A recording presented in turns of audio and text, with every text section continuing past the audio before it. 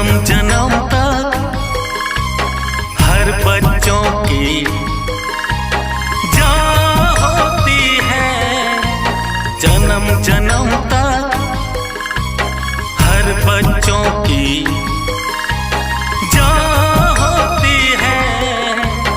इस दुनिया में सबसे प्यारी माँ होती है।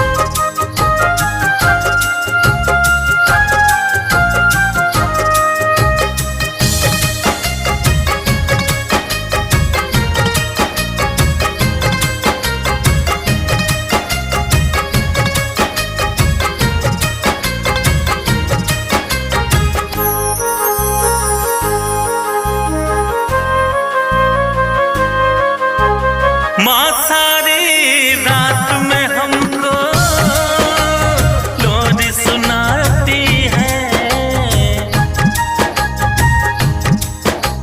मेरे हंसने रोने पे भूखे सो जाती है।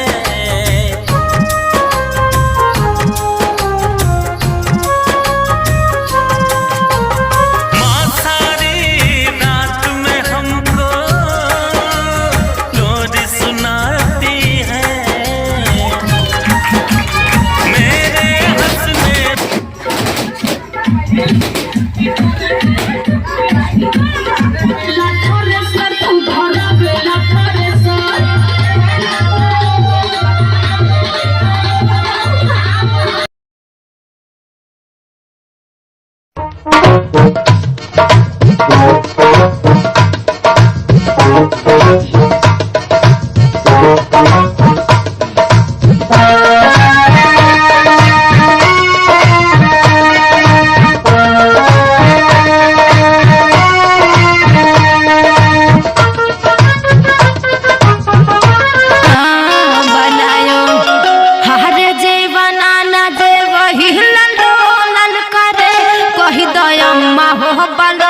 हमसे बोल